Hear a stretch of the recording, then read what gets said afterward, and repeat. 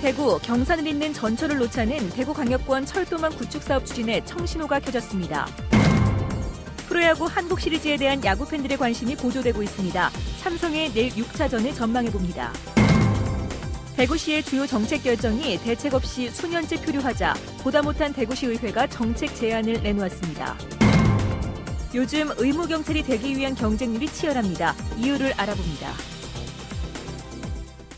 네, 여러분 안녕하십니까? 대구 경북 소식 전해드립니다. 대구 경북을 하나의 경제권으로 묶기 위한 대구광역권 철도망 구축 사업이 가시화되고 있습니다. 기획재정부가 예비 타당성 조사에 착수했습니다. 수도권에 깔려있는 것처럼 구미와 대구, 경산을 잇는 전철을 만드는 대형 사업입니다. 보도에 박재형 기자입니다. 기획재정부가 최근 국토교통부에서 요청한 대구광역권 철도망 구축 사업 예비 타당성 조사를 받아들여 다음 달 안으로 심사에 들어가기로 했습니다. 철도를 새롭게 깔면 2조 원 가까이 드는 대형 사업이지만 기존 경부선의 여유선로를 활용해 사업비를 대폭 줄일 수 있습니다. 이 때문에 기재부의 예비 타당성 조사를 통과할 가능성이 높은 것으로 점쳐지고 있습니다. 기존 경부선을 활용하기 때문에 1170억 정도는 가능할 것으로 보고 이번 예비 타당성 조사 사업으로 선정될 것으로 기대합니다. 그렇다면 대구광역권 전철망 사업은 어떤 내용일까요?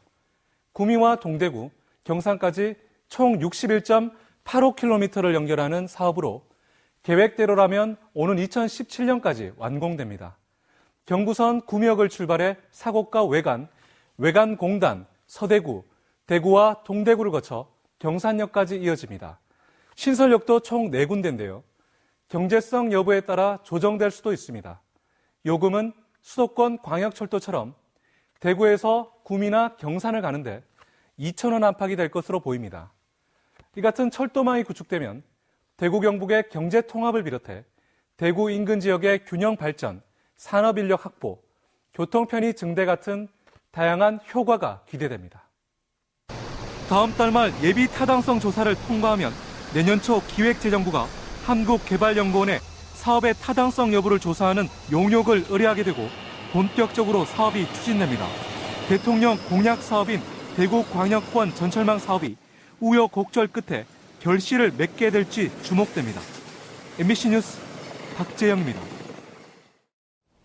대구시의 주요 정책이 수년째 표류하고 있습니다. 행정에 대한 신뢰가 크게 떨어질 수밖에 없는데 보다 못한 대구시 의회가 정책을 대신 제안했습니다. 이상원 기자가 보도합니다.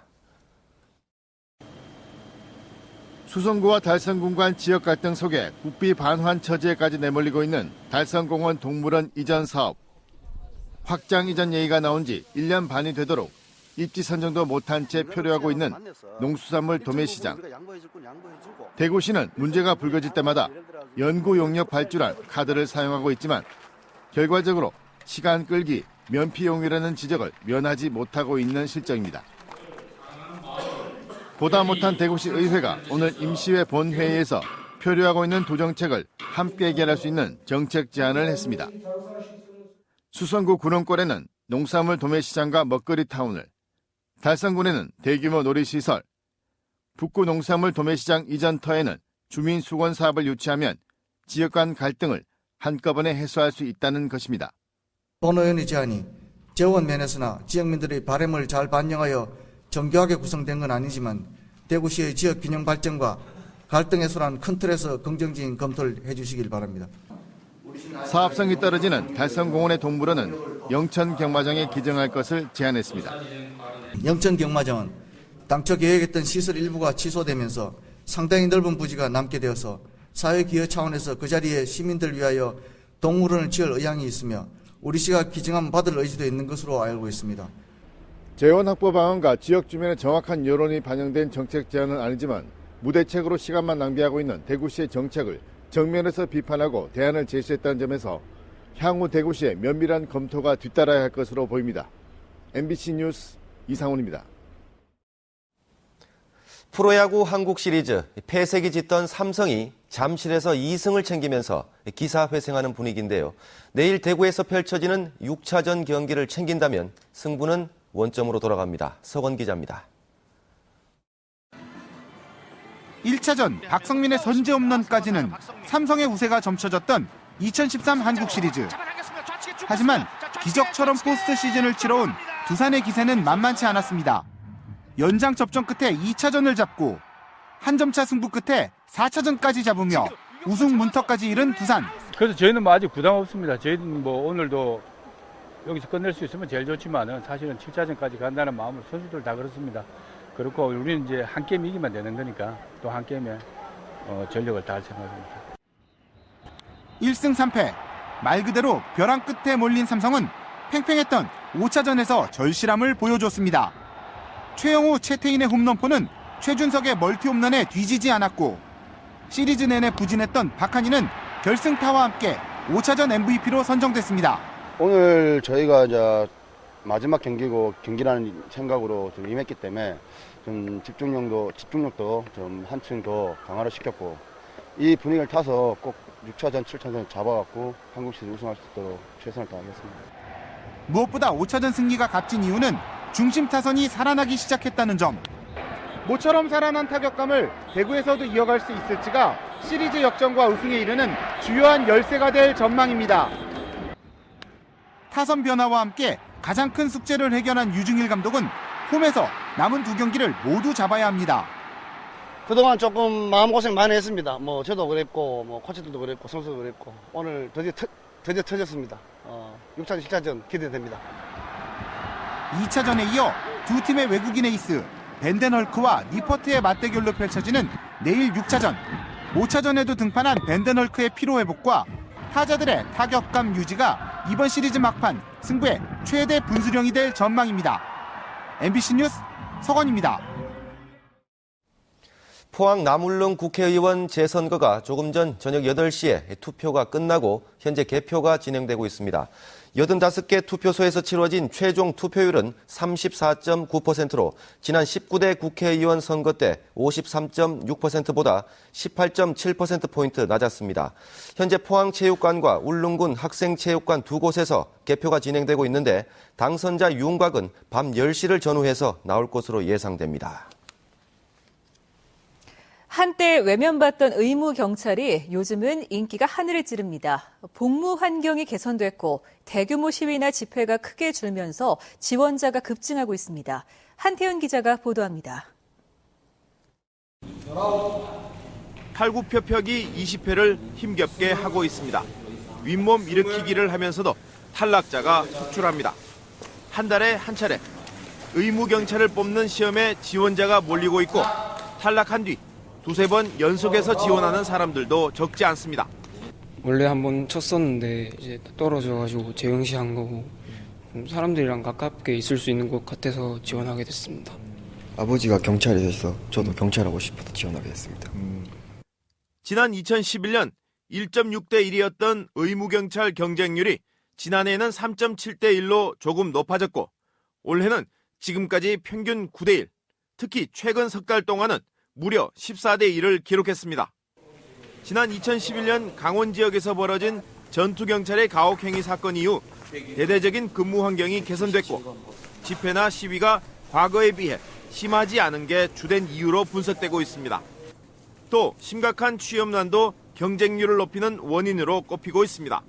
복무 환경이 개선되었고 경찰관 특채 제도도 있기 때문에 앞으로도 경쟁률은 계속 높아질 것으로 예상됩니다. 의무경찰을 희망하는 지원자가 늘어나면서 합격을 하더라도 6달이 지나야 입대가 가능합니다. 한때 기피 대상이었던 의무경찰이 세태의 변화 속에 이제는 선망의 대상으로 변해가고 있습니다. MBC 뉴스 한태현입니다. 포항의 젖줄 형산강이 온갖 쓰레기로 뒤덮여 있습니다. 식수원이라는 게 무색할 정도인데 행정당국도 수수방관만 하고 있습니다. 김기영 기자가 취재했습니다. 형산강 중하류에 속하는 경주시 안강읍. 낚시객들이 강 중간까지 차를 몰고 들어가 낚시 삼매경에 빠졌습니다. 캠핑 장비와 음식물을 차로 손쉽게 실어 나를 수 있다 보니 하천 오염이 가중되고 있습니다. 생활 쓰레기는 물론 건설 폐기물도 곳곳에 버려져 있습니다. 쓰레기를 실은 트럭이 취재진을 발견하자 황급히 강에서 나와 어디론가 떠납니다. 하천공사 때 사용했던 세류시설은 공사가 끝나도 철거하지 않은 채 몇 년째 방치돼 있습니다. 콘크리트 관도 물살에 떠내려가고 일부가 그대로 남아 있습니다. 형산강 지류인 기계천은 상수원 보호구역으로 지정돼 있어도 관리가 엉망이긴 마찬가지입니다. 심지어 1급 발암 물질인 성면까지 버려져 있지만 단속 실적은 없습니다. 적발한 적은 없습니다. 대신에 이제 민원이 있고 하면 저희들이 그때그때 바로 나가가지고 바로바로 단속에 과태료까지는 아니지만 계도 조치는 하거든요. 시민이 즐겨 찾는 형산강 하류 유강 둔치에는 누군가 만들어 놓은 노숙시설이 흉가처럼 방치돼 있습니다. 이 모두가 차량이 마음대로 드나들도록 내버려 뒀기 때문입니다. 개인의 취미 활동을 위해서 상수원 구역에 무작위로 드나드는 차량 통행은 반드시 제한을 해야 된다고 봅니다. 오늘 쓰레기로 더럽혀진 형산강물은 내일 포항 시민의 수돗물입니다. MBC 뉴스 김기영입니다. 고용노동부가 지역별 사업체 노동력을 조사한 결과 대구 노동자의 월 평균 급여는 228만 4천 원으로 전국 16개 시도 가운데 제주에 이어 가장 낮은 반면 근로시간은 195.7시간으로 경남 다음으로 길어 일은 많이 하고 임금은 적게 받는 것으로 나타났습니다. 경북은 근로시간 194.6시간에 월급여 254만 6천 원으로 근로시간 대비 임금이 중하위권인 것으로 나타났습니다. 경북도청 이전지 주민들을 위한 택지 분양이 자꾸 지연되고 있습니다. 경북개발공사가 약속을 지키지 않기 때문인데 분양권 피해가 속출하고 있습니다. 이정희 기자가 취재했습니다. 한 도청 이주민이 지난 3월에 맺은 이주자 택지 분양권 매매 계약서.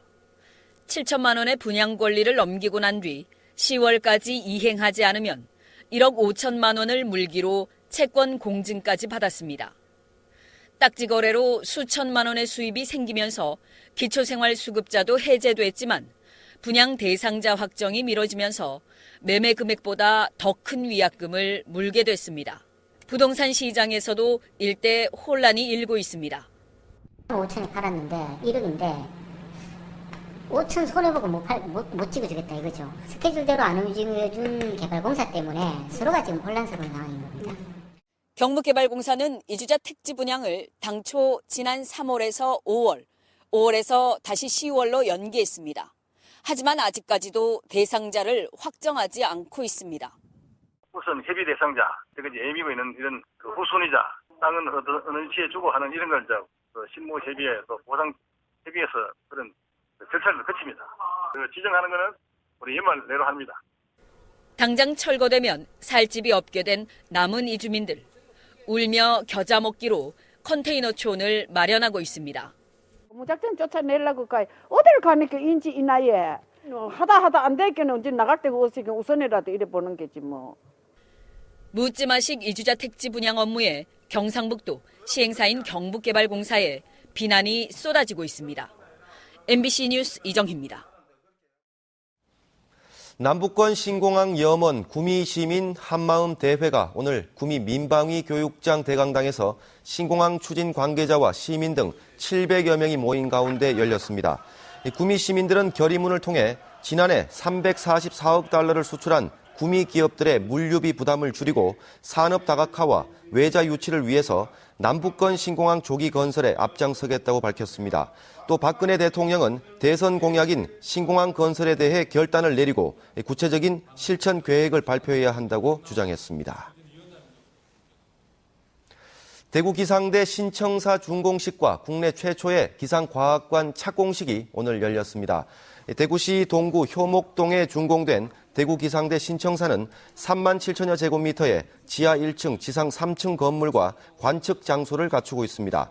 또 기상과학의 원리 등을 체험할 수 있는 국내 최초 기상과학관이 기상대 옆에 지하 1층, 지상 2층 규모로 지어질 예정입니다. 제2회 대한민국 물산업전이 오늘 엑스코에서 개막해 모레까지 열립니다. 이번 행사는 오는 2015년 대구 경북에서 열릴 세계 물포럼에 대한 기대감을 반영하듯 70여 개 업체가 참여해 물 관련 최신 기술을 선보이고 있습니다. 행사 기간에는 세계 물포럼 조직위가 마련한 공동 연수를 비롯해 각종 학술 회의도 잇따라 열려 물 산업과 관련한 다양한 논의가 이어집니다. 제19회 전국 한시 100일장이 오늘 대구 향교에서 열렸습니다. 오늘 한시 100일장에는 전국의 유림 200여 명이 전통 복장을 입고 참석해 대구 향교 교화 사업을 주제로 평소에 갈고 닦은 한시 기량을 겨뤘습니다. 전국 한시 100일장은 전국에서 역사가 가장 오래된 100일장으로 해마다 대구 향교가 주최하고 있는데 오늘은 원로 유림들을 모시는 기로연도 함께 열렸습니다. 2013년 경상북도 노인 일자리 경진대회가 김천 실내체육관에서 어르신 3천여 명이 참가한 가운데 열렸습니다. 노인 일자리 사업단 평가에서 포항 시니어클럽의 북구 시설도우미 사업단이 사회공헌형 부문의 대상을 받았고 안동 시니어클럽의 은빛 수라상 도시락 배달 사업이 시장 진입형 부문 대상에 선정됐습니다. 울릉군은 올 들어 최근까지 육지병원의 치료가 필요한 울릉도 응급환자 48명을 이송했다고 밝혔습니다. 지난 15일 울릉도 북면 현포리에서 뇌출혈로 쓰러진 63살 임모 씨가 동해 지방해양경찰청 경비함으로 긴급 이송되는 등 올 들어 42차례에 걸쳐 48명의 울릉 주민이 해경 헬기와 경비함에 의해 육지로 이송돼 치료를 받았습니다. 청도경찰서는 청도군에서 치매나 몸이 불편한 노인들을 돌봐주는 요양센터를 운영하며 지난 2월부터 6월까지 서류를 조작해 국가보조금 1억 1천만 원을 빼돌린 혐의로 센터 원장 58살 A씨를 비롯해 요양보호사 16명을 입건해 조사하고 있습니다. 경찰에 따르면 원장 A씨는 무자격 요양보호사를 고용하고 요양보호사들의 근무 시간을 부풀려 건강보험공단에 청구하는 방식으로 국가 보조금을 빼돌렸고 요양보호사들도 불법을 눈감아준 것으로 드러났습니다. 포항 북부경찰서는 경상북도가 실시하는 토종벌 육성 사업의 보조금을 받기 위해서 사육장 지역을 허위로 신청하고 인건비를 부풀리는 수법으로 국비와 도비 등 보조금 3,800만 원을 빼돌린 혐의로 48살 A씨를 입건해 조사하고 있습니다. 경찰은 토종벌 육성 사업과 관련해 비슷한 부정수급 사례가 더 있을 것으로 보고 수사를 확대하고 있습니다. 네, 지금까지 대구 경북 소식 전해드렸습니다. 시청해주신 여러분 고맙습니다.